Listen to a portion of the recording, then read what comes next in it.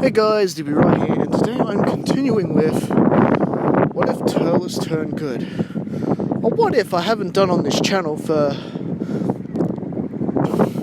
over a year now, so I do apologise for the late delay of this update, but without further ado, it's finally here now.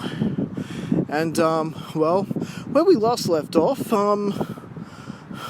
the Dragon team was sort of distracted from their mission to stop Cell when the Heeters suddenly reared their ugly faces and attempted to take Turles' wife and child hostage, forcing the Dragon team to work together to stop the nasty menaces. And well, needless to say, they were successful, and it did show that Vegeta can work together with others, especially when people like the Heeters resort to cowardly tactics like taking children hostage. Oh no, it didn't settle well for the prince at all. And well, the trio of Super Saiyans definitely outmatched the others. Well, now that Turlock and Lelia, the wife and son of Turles, now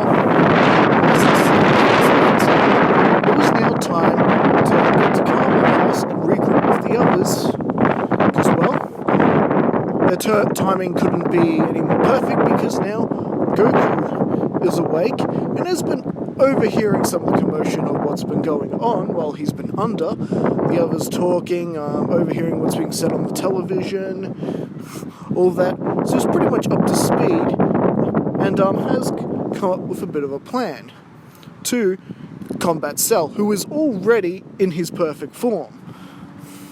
Remember, Perfect Cell is in his form earlier because he managed to absorb 17 and 18 while the Heeters were distracting the Dragon team. Therefore, we got Perfect Cell a bit earlier than what we did in the original story. And, well, pretty much with that, Goku's entire plan revolves, of course, the Room of Spirit and Time, aka the Hyperbolic Time Chamber. And so, we pretty much have the good forces of the Dragon team pretty much heading there to train in preparations for the Cell games, because, well, yep, Cell has already revealed to the Dragon team he'll be holding the Cell games 10 days from now. And, well, he just decided that he didn't want to end things with, the Dragon team being in such a weakened state after battling the Heeters, and has given them 10 days to get stronger and give Cell a real challenge. I guess you could say that Cell's Vegeta might be showing, or at least the Saiyan instincts he may have gotten with the Saiyan cells are definitely kicking in here. And, well, like in the original, you get Vegeta and Trunks going in together. And of course, then we get Goku and Gohan. And their results are exactly the same like in the original. And, well, Turles actually goes in there with Piccolo. And, well, it is quite the daunting task for Turles. In fact, being in this empty space with nowhere to go, it pretty much brings back memories of his past when he was basically drifting along in space in a broken down space pod that wasn't really going anywhere with nowhere to go in a nasty empty abyss. And the pressures of that was seeming to get to Turles, but thanks to Piccolo being there with him, he's able to work sort of Turles through that, teaching him some meditation techniques so he doesn't end up giving into that fear, that emptiness, that dread. And so Turles and Piccolo are able to train together and become stronger for it. And well, what are the results of Turles' training? I guess we will find that out during the Cell games.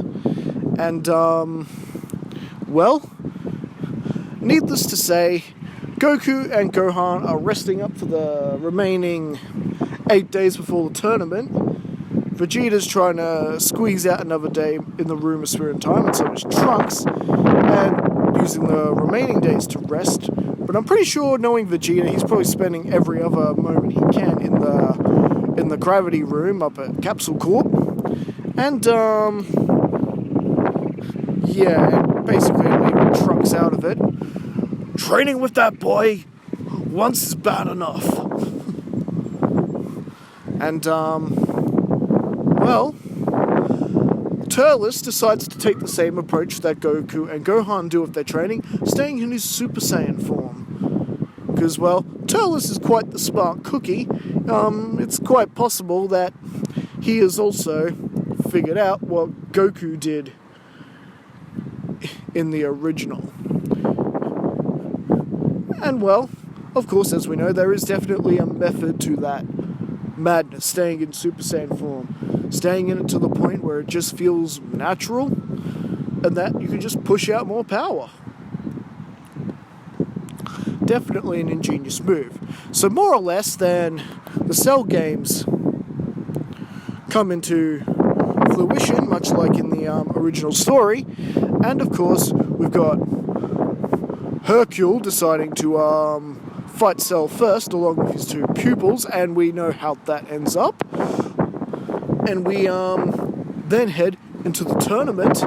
Now, Goku doesn't actually fight first this time. Turles decides to go in first, if that was okay with Goku. And honestly, Goku didn't really see much of a problem with it. Heck, if Turles thinks he can beat Cell, why not give it a go? And well, so we get a battle between Turles and Cell, and well, in a way, the battle is quite brutal. It's a bit more even in a way than Cell's fight with Goku in the original story, and well, as for the fight itself, it's I say that it's more even because Turles is quite the dirty fighter when he has to be. When it comes to destroying the enemy, he's not pulling his punches, and he's not afraid to fight dirty if he has to. And well, Turles is just fighting with a more determination than we've ever seen him before, just due to the fact that these heaters were basically there because of him, and Turles sort of more or less blames himself for the reason that Cell was able to reach his perfect form. So, for Cell, this is kind of personal for him. And, well, in the end, since Cell is now expecting dirty tactics from Turles, he is able to step up and push up more of his power, and it does become clear that Cell is still the stronger one, and basically, since they were still fighting tournament rules, Turles is ultimately kicked out of the ring, and Cell wins by a ring out. A technicality of the rules that they are following so far.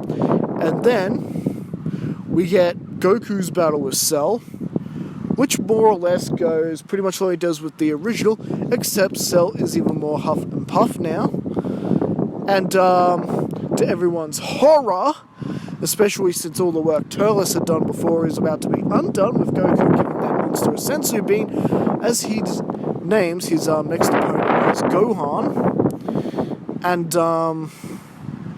well, you pretty much get Gohan versus Cell, and it starts pretty much like it does with the original story, with Gohan holding back because Gohan doesn't like fighting. A bit of an oversight that Goku overlooked. The fact is, Gohan is not like his father. He doesn't like to battle.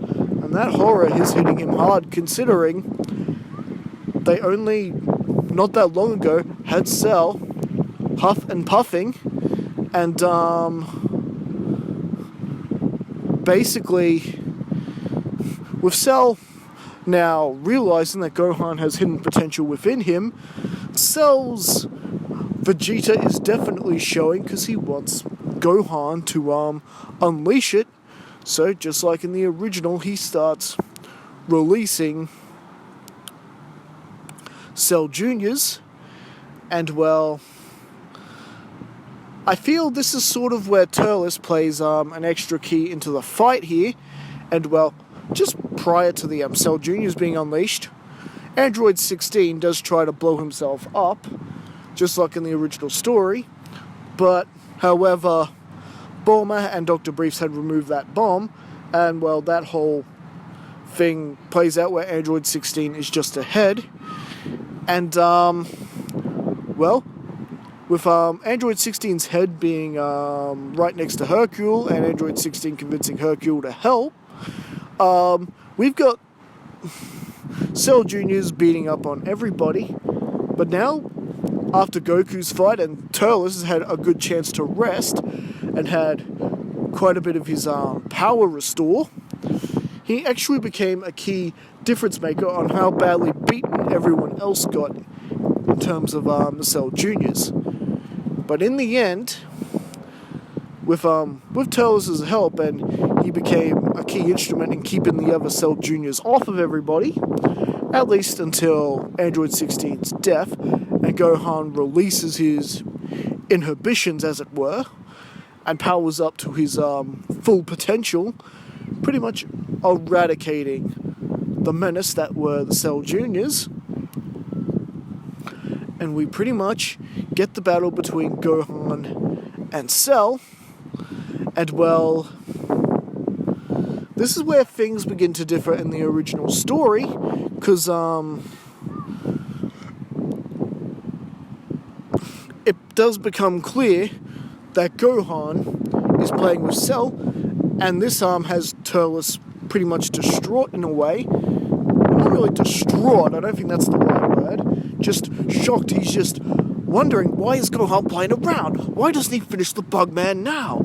And well, this is where Gohan gets the really good hit in, that Cell doesn't only just perk up Android 18 here, he perks up Android 17 as well. Remember, the two were absorbed at pretty much the same time in the previous part.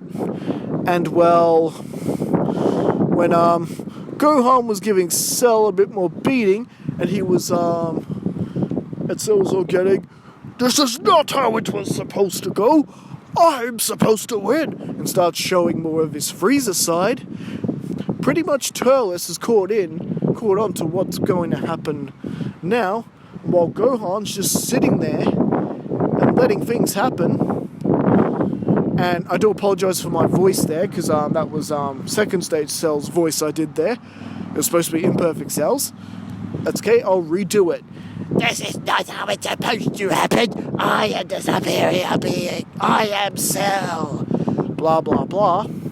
And just like second stage Cell was going to do, Cell was going to blow himself up. However, Turles sees this coming, and before Cell could actually do that, Cell recognizing the Frieza traits here, he powers up a full-powered Ki Blast of his signature attack and destroys Cell with it. Yeah, none of this regeneration stuff. A full-powered blast that's able to destroy him, as well as every last bit of Cell. So no little bit of Cell to survive and regenerate and cause more trouble. It is done. Finished. Kaput. He is dead, dead, dead, dead. And well, I guess in a way, Turles got what he wanted. He made up for his previous failure that made Cell perfect anyway. And so with that, and Goku not dying in this timeline, this means that Goku gets to be around to see Goten born just 9 months later, and now Turlock is finally old enough that he can begin his training. And of course you got little Trunks learning how to walk too, and meanwhile future Trunks is going back to his timeline to set things right, which more or less he does, just like he does in the original. And well, we are gonna leave things right here as we head into the 7-year type skip as in the beginning of the Boost Saga. So what do you guys think? Did you enjoy this part? How are things gonna go with Turles here for the Boost Saga? All this and more next time as we continue this incredible story.